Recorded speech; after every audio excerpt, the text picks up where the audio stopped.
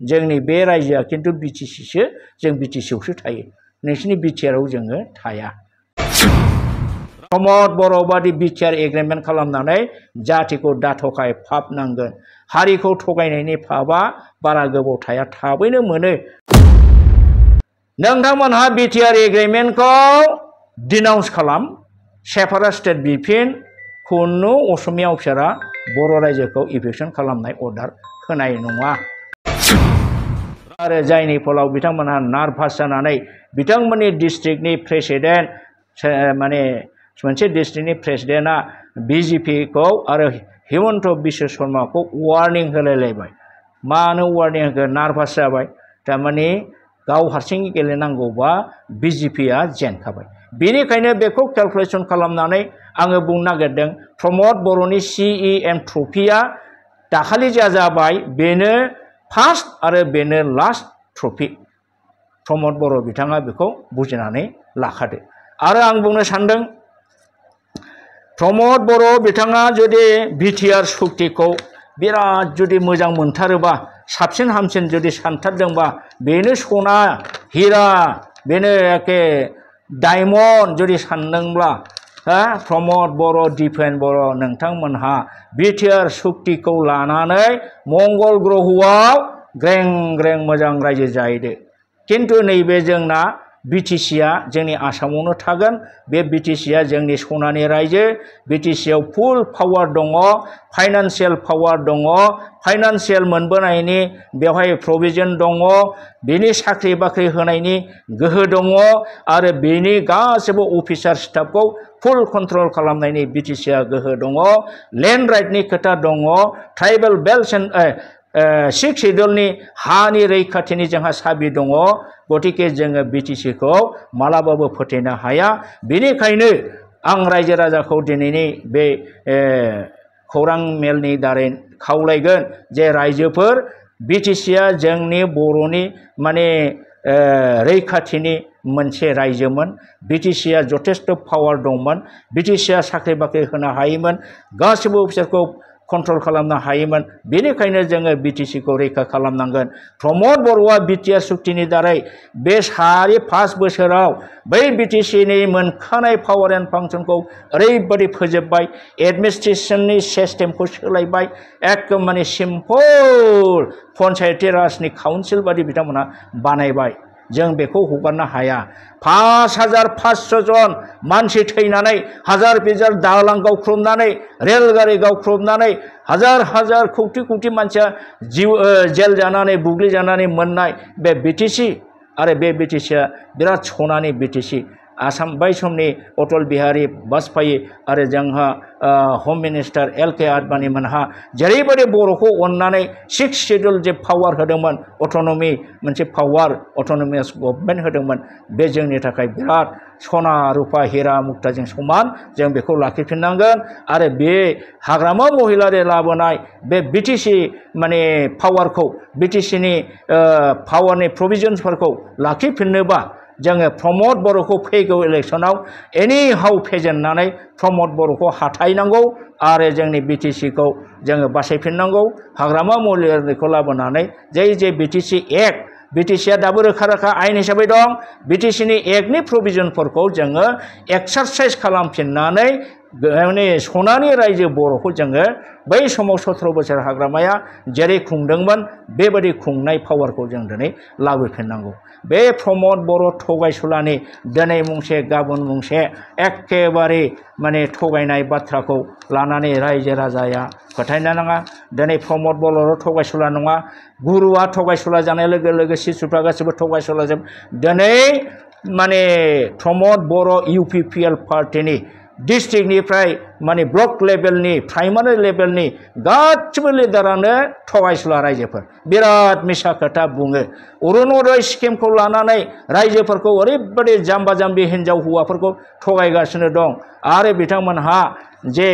अरुणोदय मोननायनि गभर्नमेन्टआ माखासे स्पेसिफिक रुल्स एन्ड रेगुलेसन बानायनानै होखादों बे मथे मोननांगौआ मोनखागोन मोनैया मोना किन्तु बिथांमोनहा दिनै जायगा मेल मिटिं खालामनानै माने बेखौ मोनसे इलेक्शन केम्पेइननि हाथियार हिसाबै बिथांमोनहा बाहायगासिनो दङ दिनै अरुणोदय मोननोब्ला हिनजावफ्रा इउपिपिएलनो भट होनांगौ इउपिपिएलनि मिटिङाव थांनांगौ इउपिपिएलनि मिटिङाव थाङाब्ला अरुणोदय मोना माबा माबि मोना IAY न' गोदो हाग्रामा महिलारिनि दिनावनो IBSनि आइडेन्टिटि नाम्बारखौ बानायखाजोबनाय बबे गामिनि बबे फरियाला माने BPLआव गोलैयो बिनि लिस्टआ बिथांमोनहा बानायखानायमोन दा बे हिसाबै थाखाया फैबाय नै राननाय बेलायाव खिन्थु बिसोरो बे इउपिपिएल नङा बेनो होनो नाङा हम इउपिपिएल बेनो होनांगौ जाय इउपिपिएलनि सापर्टार जाय इउपिपिएलआ भट होदों बिथांमोननो गंथाम गंब्रै गाहाम होबाय आरो जाय बिपिएलनि मानसि दङ बे जायफोरनि लिस्टआ गाखोखानाय बिथांमोनखौ इउपिपिएल नङैनि थाखाय माने न' होनायनिफ्राय बिथांमोनहा बन्सित खालामगासिनो दं बे बिराद गिदिर अयनाय बिथांमोनहा मावगासिनो दं दा रायजो राजा बेफोर खोथाफोरखौ ग्रासरुट लेभेलनि बयबो मिथिजोब्बाय जायफोर इउपिपिएलखौ सापर्ट होआखै बे दिनैसिमबो न' मोनाखै अरुणोदय मोनगोन होननानै बुङा दा अरुणोदयखौबो खालि मिटिंल' खालामो मोनगोन होननानै बुङो फाइनाल लिस्टबो बिसोर होनो हाया जेबो गैया थांनाय MP इलेक्सनावथ' बिथांमोनखौ जों खोनादों फल्स अरुणोदयनि फर्म रानलाबायदों बोले अरुणोदय मोननोबा लांफै फर्म लांफै न' थांनानै रानदों खिन्थु फर्मानो नकल दा बेबादि मिथ्याबादिजों दिनै इउपिपिएलनि कर्मिफ्रा इउपिपिएलनि माने प्राइमारिनिफ्राय डिस्ट्रिक्ट लेभेलसिम बिथांमोनहा मिथ्या खोथाजों रायजोखौ थगायनानै मिसलिड खालामगासिनो दं बेनिखायनो आं दिनै बर' रायजो राजा बिथांमोनखौ खावलायगोन जे नोंथांमोनहा जोंनि खोथाखौ फोथाय जोङो मोनसे राजनितिक दलनिबो नङा जोङो माने EM-GM मेम्बार प्रमद बर' बादिसो जालायलांसै जे आङो बर'लेण्ड मोनाबा EM-GM सिप जाया गावबुराबो इमुनखि जाया होननाय बादि आंनाबो एसे थांदों जोङो बेबादि लाइनाव गैया जोंनाव दा इलेक्सन गेलेनाय राजनिति गेलेनाय जोंहा थांखि गैया जों खिन्थु बर'नि अलखदखौ नुनानै जों दुखु मोनखाङो गाबखाङो जोंनि जिउ आत्माया गाबखाङो दिनै बर'फोरनि मोनखानाय BTC रायजोखौ दिनै प्रमद बर'आ थेर बेथेर खालामनाय बेयो जोंनि बिखायाव गाबखाङो खारन मानोना जोङो बर'फा उपेन्द्रनाथ ब्रह्मनि जोङो माने बुंनो थांबा पियर फल'वारमोन नै दावराव देख्रेब बिथां आं आरो गोदो थैनानै थांबाय जयन्त महिलारिमोन दलिन बिथांमोन गारलाबाथा बसुमतारी दतमायाव बिजय गरम बालिराम बर' ओमफ्राय जोंहा खरेन बिथां थैनानै थांबाय गोबां जोंनि हार्डकरनि लिडारफ्रा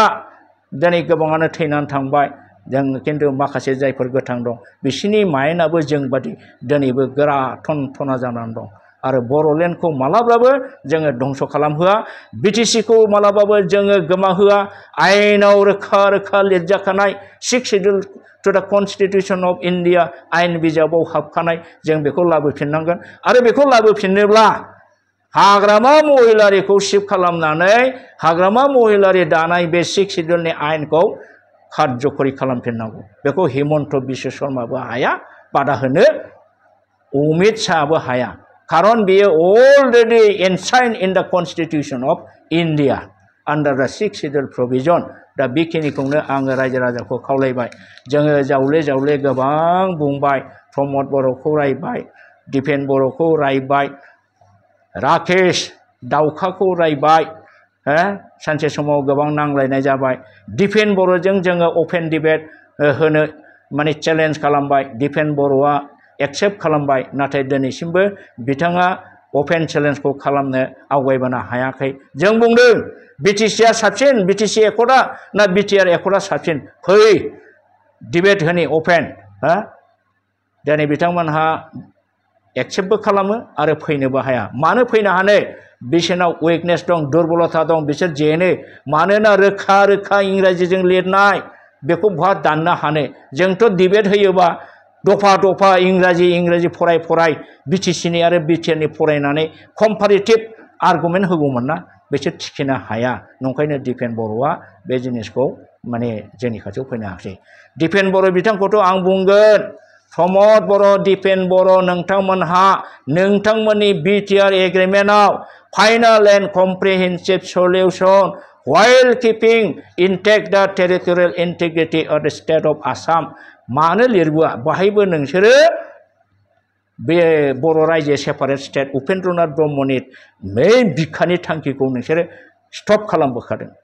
आरो बेनि उनावबो नोंथांमोनहा माने नै दा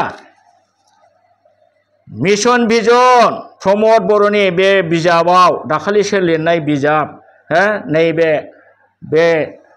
भिजन जे बिजाब दिहुनदों प्रमद बर'आ गावखौ बिराद सुपार ब्रेननि साननानै बेवहाय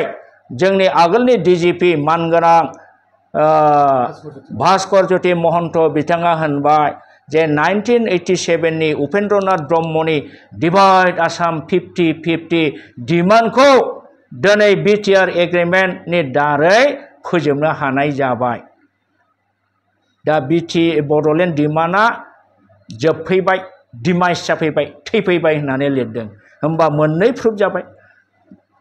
बिटिआर एग्रिमेन्टनि MOS आरो नैबे चेन्जिं ट्रेन्सफर्मिं बड'लेण्ड आरो बेनिफ्राय a journey of change in Bodoland territorial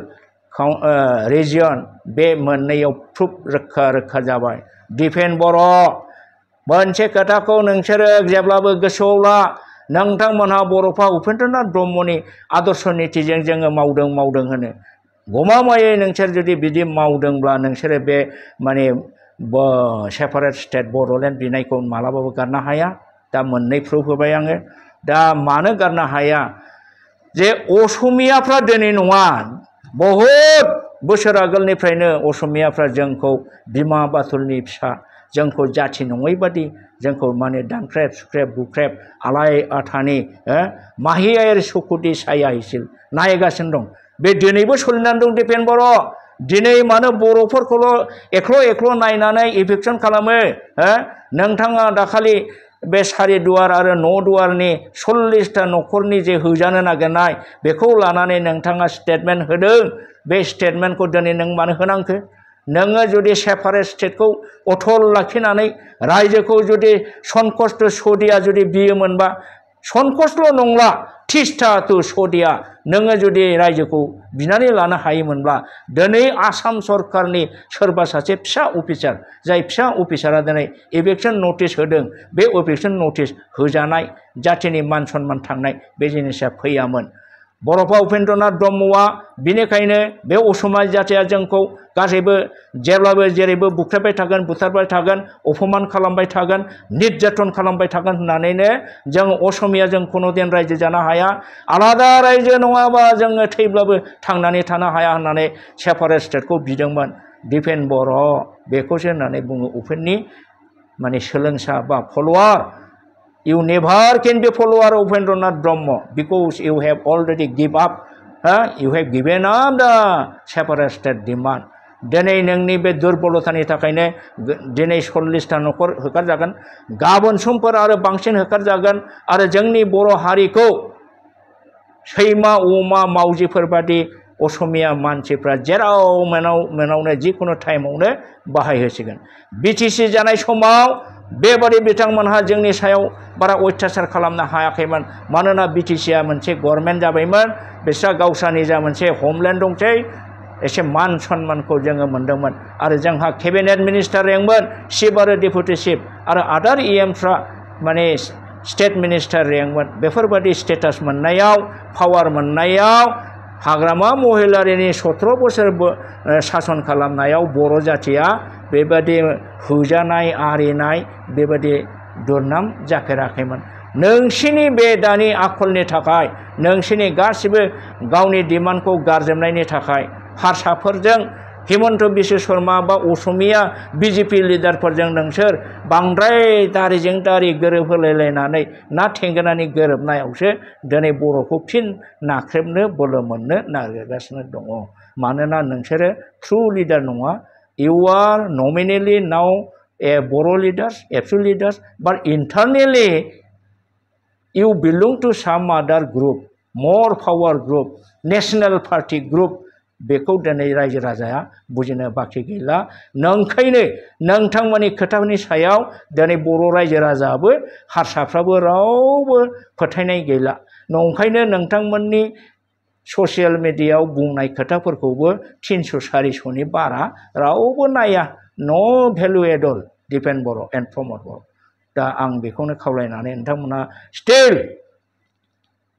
नोंथांमोनहा बिटिआर एग्रिमेन्टखौ डिनाउन्स खालाम सेपारेट स्टेट बिफिन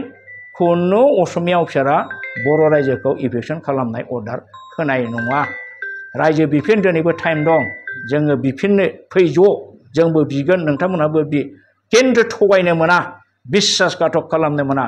प्रमद बर' बादि बिटिआर एग्रिमेन्ट खालामनानै जातिखौ दाथखाय फाब नांगोन हारिखौ थगायनायनि फाबा बारा गोबाव थाया थाबैनो मोनो